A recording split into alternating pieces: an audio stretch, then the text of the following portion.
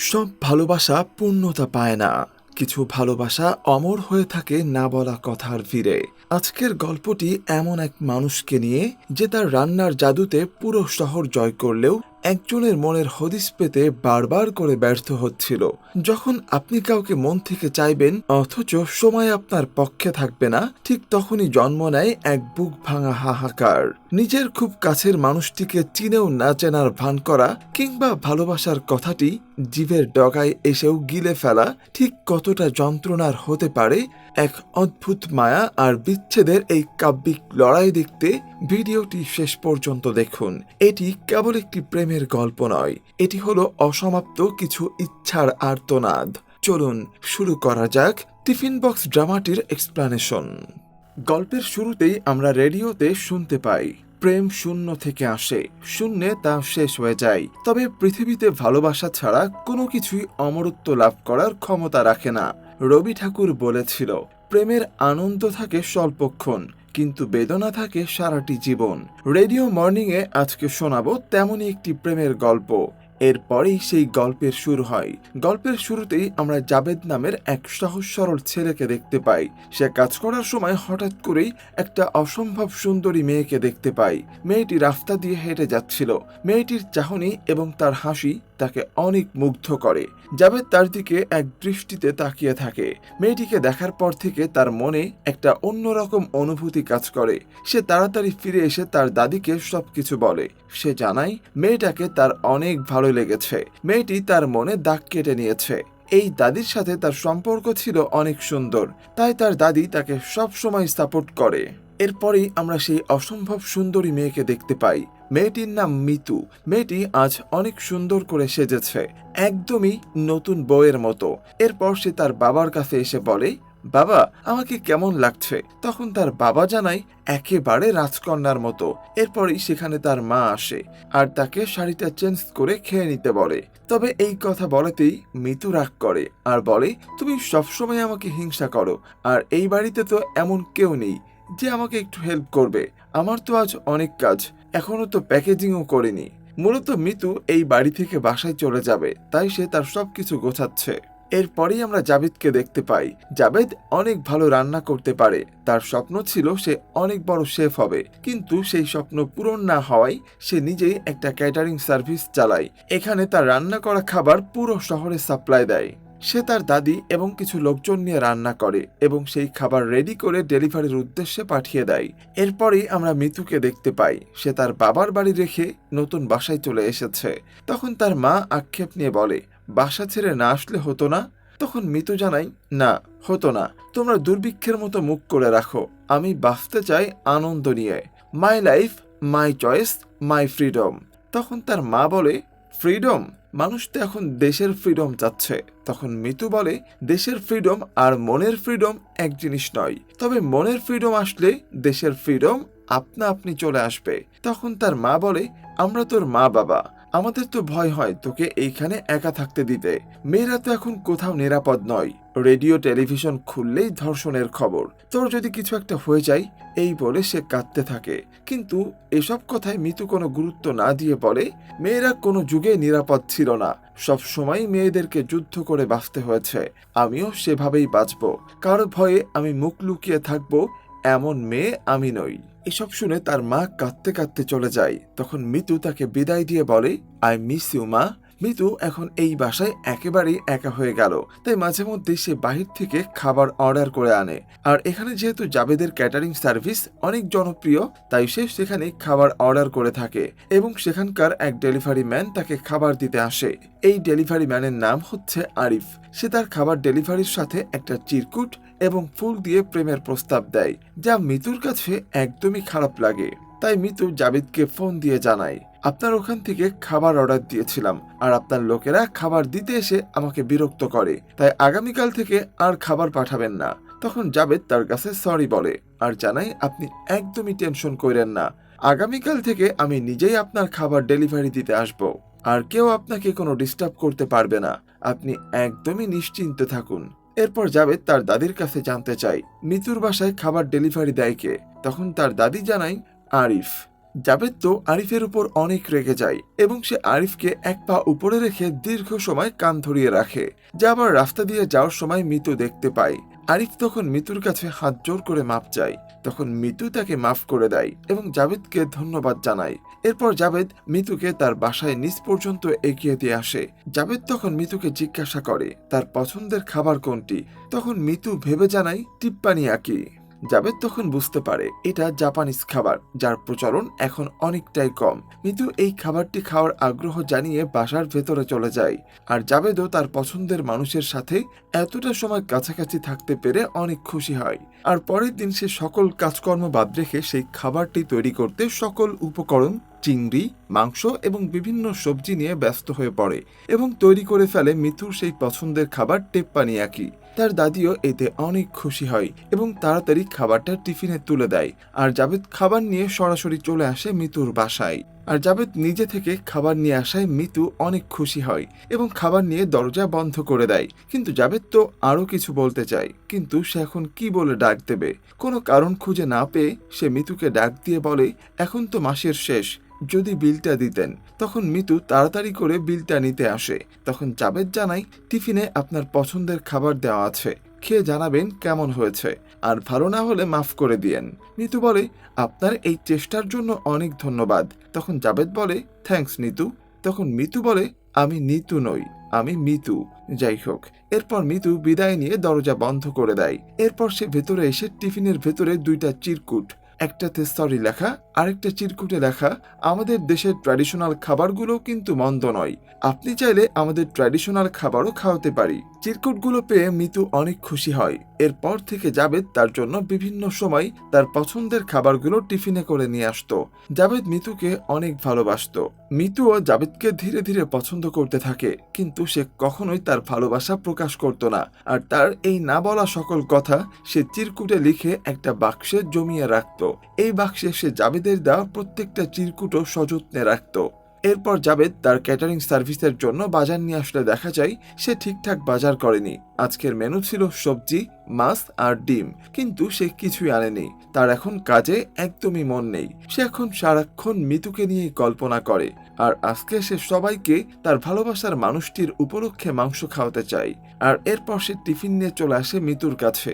মিতু তার হাতের টেপ্পানিয়াকের অনেক প্রশংসা করে এবং জানায়, আমার মনে হয় আপনার হাতে জাদু আছে। তখন জাবেদ জানায়, আমার ক্যাটারিং সার্ভিস একেবারেই পরিবারের মতো। এখানকার সকলেই আমার হাতের রান্না ভীষণ পছন্দ করে, বিশেষ করে আমার দাদি। উনি আমার হাতের রান্না ছাড়া খেতেই পারে না। তাই একদিন সময় করে মিতু তার ক্যাটারিং সার্ভিসের সকলের সাথে পরিচিত হতে চায়। এরপর জাবেদ তার একটা পাহাড়ি স্পেশাল খাবার খাওয়াতে চায়। এই খাবারটা বর্ষা মৌসুমে নদীর পাড়ে বসে খাওয়ার মজাই আলাদা। কিন্তু মিতু এত সময় অপেক্ষা করতে পারবে না। সে জানায়, বর্ষাকাল তো অনেক দূরে, সে পর্যন্ত বাঁচি না মরি তারই কোনো ঠিক ঠিকানা নেই। তাই সে এখনই কিছু একটা বানিয়ে খাওয়াতে বলে এবং সে জাবেদের সাথে ক্যান্ডেল লাইট ডিনার করতে চায়। যা শুনে জাবেদ অনেক খুশি হয় এবং জিজ্ঞেস করে, আমার সাথে আপনি ক্যান্ডেল লাইট ডিনার করবেন? তখন মিতু জানায়, হ্যাঁ। জাবেদ তখন বলে, থ্যাঙ্কস নিতু। আবারও নাম ভুল করায় মিতু কিছুটা মন খারাপ করে। যাই হোক, পরের দিন জাবেদ আবারও তার প্রিয় মানুষটির জন্য স্পেশাল রান্না করে এবং খুবই সুন্দর পরিবেশে মোমবাতির হালকা আলোতে ডিনারের আয়োজন করে। মিতু তো তার হাতের রান্না খেয়ে অনেক প্রশংসা করে এবং জানতে চায়, এত ভালো রান্না আপনি কোথা থেকে শিখলেন? তখন জাবেদ জানায়, রান্না করাটা আগে থেকে আমার শখ ছিল, এখন সেটা পেশা হয়ে গেছে। আমি হোটেল ম্যানেজমেন্টের উপর অনার্স করেছিলাম, এরপর ফুডের উপর আরেকটা কোর্স করলাম। খুব শখ ছিল একদিন অনেক বড় শেফ হব। অনেক চেষ্টার পরও যখন কিছুই করতে পারলাম না, তখন এই ক্যাটারিং সার্ভিসটা চালু করলাম। তখন মিতু বলে, হতাশ হয়ে না বন্ধু, জীবনে যেমনই পর্যায়ে আসুক না কেন, জীবনকে উদযাপন করতে হবে, এনজয় করতে হবে। তখন জাবেদ বলে, তবে আমি কিন্তু জীবন নিয়ে একদমই হতাশ না, কারণ আমার এক পরিচিত জ্যোতিষী আছে। উনি আমার হাত দেখে বলেছে আমি একদিন বড় শেফ হবই, আর উনি নাকি যা বলে সেটাই সত্যি হয়। এই জ্যোতিষীর খবর শুনে মিতু অনেক অবাক হয় এবং সে নিজেও তার হাত দেখাতে চায়। আর পরবর্তীতে দেখা যায় মিতু সেই জ্যোতিষীর কাছে এসেছে এবং তার হাত দেখিয়ে বলতে বলে সে আর কতদিন বাঁচবে। তখন সেই জ্যোতিষী হাত দেখে বলে, আপনার আয়ু তো অনেক লম্বা দেখছি, আপনি অনেক দিন বাঁচবেন। যা শুনে মিতু অবাক হয় এবং জানায়, যখনই তার প্রেসার বেড়ে যায় তখনই তার নাক দিয়ে রক্ত পড়ে। এরপর সে জাবেদকে ঘুড়ি ওড়াতে বলে। তখন জাবেদ সাকরাইনের দিন ঘুড়ি ওড়াতে চায়। সাকরাইন হচ্ছে পৌষ মাসের শেষ দিন। পুরো শহর সেদিন রঙিন ঘুড়িতে ভরে যায়। তখন মিতু জানায় সাকরাইন কবে? জাবেদ জানায় এই তো আর 3 মাস বাদে। কিন্তু মিতু জানায় 3 মাস তো অনেক বাদে, ততদিন পর্যন্ত আমি এখানে থাকবো না, আমার ঘুড়ি দেখাও হবে না। তখন জাবেদ বলে তাতে কি হয়েছে, সাকরাইনের দিন আবার চলে আসবা, দরকার পড়লে আমি আবার পৌঁছে দিয়ে আসবো। এদিকে আমরা দেখি মিতুর বাসায় তার মা এসেছে। সে এসে মিতুর সেই বাক্সে রাখা জাবেদের চিরকুটগুলো পড়ছে। সেখানে মিতুরও কিছু চিরকুট ছিল যা সে জাবেদের জন্য লিখেছে। চিরকুটগুলো পড়ে তার মা অনেক ইমোশনাল হয়ে যায়। এরপর মিতু বাড়ি ফিরলে তার মা জানতে চায় ছেলেটা কে। তখন মিতু বলে তোমার এখনো আমার প্রাইভেট জিনিসপত্রে হাত দেওয়ার অভ্যাস যায়নি তাই না? এটা তো আমার প্রাইভেসি। হুট করে তুমি বাক্স খুলে বসে আছো, তাহলে তো আমার সবকিছুই জেনে গেছো। তবে মা, বিশ্বাস করো, এইসব প্রেমে আমি পড়তে চাই না। আমি কিন্তু প্রথমে ওর প্রেমে পড়ি নাই, প্রথমে ওর রান্নার প্রেমে পড়েছিলাম। ও যে কি মজার রান্না করে তোমাকে একদিন খাওয়াবো। আসলেই মা, উপরওয়ালা না কিছু চমৎকার মানুষ বানায় যাদের আশেপাশে আসলে প্রেমে না পড়ে থাকা যায় না। আমিও লোভটা সামলাতে পারি নাই মা। ও প্রতিদিন আমার জন্য খাবার রান্না করে পাঠায় আর টিফিন বক্সে একটা করে চিরকুট দেয়। তখন তার মা কান্না করতে করতে বলে ওকে কষ্ট দিস না মা, আগে থেকেই সবই জানাইয়া দে। মিতু তখন এই কথা এড়িয়ে বলে ও কিন্তু খুব ভালো টেপ্পানিয়াকি বানায়, তোমাকে একদিন ওর হাতের টেপ্পানিয়াকি খাওয়াবো। এসব শুনে তার মা অনেক কান্না করতে থাকে। তখন মিতু বলে আমি বুঝতে পারি না তুমি কিভাবে আমার মা হলে, কথায় কথায় কান্না করো। তোমার চোখের এইখানে কি কল সেট করা আছে যে কল ঘোরাও আর পানি পড়তে থাকে? সারাক্ষণ কান্না করো, এই জন্যই তো আমি তোমাদের সাথে থাকি না। মিতু তখন তার মাকে কান্না করতে বারণ করে আর তার মা চোখের পানি মুছতে থাকে। পরের দিন সকালে জাবেদ টিফিনে করে খাবার নিয়ে মিতুর কাছে যাওয়ার প্রস্তুতি নেয়। তখন তার দাদি জিজ্ঞাসা করে সকাল সকাল কোথায় যাচ্ছিস? তখন জাবেদ জানায় মিতুকে না দেখলেও তো আর আমার ভালো লাগে না, তাই ওর সাথে দেখা করতে যাচ্ছি। তখন তার দাদি মিতুকে একদিন তাদের বাড়িতে নিয়ে আসতে বলে। সে মিতুকে দেখতে চায়। জাবেদ তাকে নিয়ে আসবে বলে তাড়াতাড়ি মিতুর বাসায় আসে, কিন্তু মিতুকে বাসায় না পেয়ে চারিদিকে খুঁজতে থাকে। এরপর সে মিতুকে খুঁজে পায়। মিতু মাথায় টারবান পড়েছিল। জাবেদ এসে টিফিনে করে আনা স্পেশাল খাবারটা মিতুকে দেয়। মিতু তখন বলে প্রতিদিন স্পেশাল খাবার, স্পেশাল সার্ভিস, কি ব্যাপার বৎস, মতলবটা কি? এরকম স্পেশাল সার্ভিস আর কতজনকে দাও? তখন জাবেদ বলে স্পেশাল মানুষ তো সবাই হতে পারে না, স্পেশাল মানুষ একজনই হয়, আর সেটা তুমি। আর এরপরে মিতু জাবেদের সাথে তার ক্যাটারিং সার্ভিসে আসে এবং এখানকার সকলের সাথেই পরিচিত হয়। জাবেদের দাদি তাকে বেশ পছন্দ করে এবং তার গায়ে হাত দিয়ে বলে তোমার শরীরে তো অনেক তাপ, অনেক জ্বর, কিন্তু মিতু তার এই তাপটা স্বাভাবিক বলে এড়িয়ে যায়। এরপর সে বলে আপনারা এতগুলো মানুষ প্রতিদিন আমাকে কষ্ট করে মজার মজার খাবার রান্না করে খাওয়ান, তাই আজ আপনাদেরকে আমি নিজের হাতে রান্না করে খাওয়াবো। তবে দাদি, তুমি শুধু লবণটা দিয়ে দিও, আমি আবার লবণের মাপটা বুঝি না। এরপর সে অনেক সুন্দর করে সবার জন্য রান্না করে। সময়গুলো তার অনেক সুন্দর কাটে। এরপর মিতু অনেক ইমোশনাল হয়ে জাবেদের দাদির কাছ থেকে বিদায় নেয় আর বাড়ি ফিরে এসে মিতু অনেক কান্না করতে করতে চিরকুট দেখে এবং সে বলতে থাকে আমাদের হয়তো আবার দেখা হবে, তবে আমার জীবনের আফসোস একটাই, তুমি জানতেও পারলে না তোমাকে পাওয়ার কতটা তীব্র অপেক্ষা নিয়ে তোমার থেকে দূরে সরে যাচ্ছি।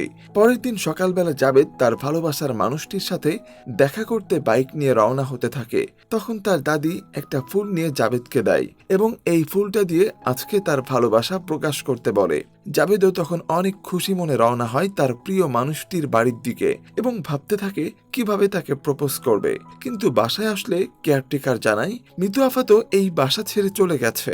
এটা শুনে জাবেদ অনেক হতাশ হয় এবং জানতে চাই বাসা যখন ভাড়া নিয়েছিল তখন কোনো ডকুমেন্ট বা ভোটার আইডি কার্ডের ফটোকপি দিয়েছিল কিনা এবং সে সেটা দেখতে চায়। তখন কেয়ারটেকার প্রথমে দিতে না চাইলেও পরবর্তীতে জাবেদের অনুরোধে সেই আইডি কার্ডটা দেয়, যা পেয়ে আবেদ ছুটে চলে যায় মিতুর ঠিকানায়। কিন্তু সে সেখানেও মিতুকে পায় না, তাই সে হতাশ হয়ে বাড়ি ফেরে। মিতুর ফোনটাও বন্ধ, মিতুর সাথে যোগাযোগ করার কোনো মাধ্যমই তার কাছে নেই। তাই সে অনেক কষ্টে দিন পার করতে থাকে আর সব জায়গায় মিতুকে খুঁজতে থাকে, কিন্তু কোথাও সে মিতুকে খুঁজে পায় না। তার জীবনের আফসোস একটাই, সে তার ভালোবাসার মানুষকে একবারের জন্য বলতে পারল না। এর কিছুদিন পর মিতুর মা জাবেদের ক্যাটারিং সার্ভিসে আসে এবং জানায় আমার মেয়ে এখানকার খাবার খেত, ওর কিছু টাকা বাকি আছে, সেই টাকাটা দিতেই এখানে এসেছি। জাবেদের দাদি তখন জাবেদকে এখানে পাঠিয়ে দেয়। মিতুর মা তখন জাবেদকে বাকি টাকা দেয়, কিন্তু জাবেদের একটাই প্রশ্ন, মিতু কোথায়? তখন তার মা তাকে একটা চিরকুট দেয়। চিরকুটে লেখা, কেমন আছো জাবেদ? তোমাকে খুবই মিস করি। তোমাকে লেখা এটাই আমার শেষ চিঠি। তোমার সাথে পরিচয় না হলে হয়তো আরো আগেই মরে যেতাম। তোমার ভালোবাসাই আমাকে এতদিন বাঁচিয়ে রেখেছিল, মৃত্যুর আগেও ভালোবাসতে শিখিয়েছিল। বিশ্বাস করো, আমি চাইনি তোমাকে মিথ্যে মায়ায় জড়াতে। আফসোস লাগে, উপরওয়ালা আমাকে ভালোবাসার মানুষ দিল, কিন্তু সেই ভালোবাসার মানুষকে সারা জীবন আগলে রাখার সৌভাগ্য দিল না। জানি না উপরওয়ালা কেন মনের মানুষের সাথে সারাটা জীবন কাটাতে দেয় না। ভালো থেকো জাবেদ। তখন তার মা বলে, ওর অনেক ইচ্ছা ছিল সাকরাইন উৎসবে আকাশ ভরা ঘুড়ি দেখবে, বর্ষাকালে পাহাড়ে বসে তোমার সাথে পাহাড়ি খাবার টেস্ট করবে। এরপর তার মা সেই বাক্সটা দেয়, যেখানে মিতু জাবেদকে নিয়ে লেখা সকল চিরকুট জমিয়ে রেখেছে। জাবেদ এসব কিছু দেখে অনেক ইমোশনাল হয়ে যায়। সে বুঝতে পারে মিতুও তাকে ভালোবাসতো, কিন্তু তারা তাদের ভালোবাসা একটা দিনের জন্য প্রকাশ করতে পারল না। আজ মিতু নেই, কিন্তু রয়ে গেছে তার সকল স্মৃতি। তবে মুভির একদম শেষ দৃশ্যে আমরা দেখি মিতু হসপিটালের বেডে শুয়ে আছে, আর জাবেদ মিতুর কাছে এসে বলে, এই জন্যই তুমি সাকরাইনে আকাশ ভরা ঘুড়ি দেখতে চাওনি, বর্ষাকালে পাহাড়ি খাবার টেস্ট করতে চাওনি। তুমি আর আগের মতো হাসো না, কাছে আসো না, ভালোবাসো না। এভাবে থেকে কি তোমার ভালো লাগতেছে? কষ্ট কমতেছে তোমার, নাকি শরীর ভালো হইতেছে? আমাকে তোমার কাছে রেখে দাও প্লিজ, আমি শুধু তোমার কাছেই থাকতে চাই। এই বলে সে মৃত্যুর হাতটা আগলে ধরে।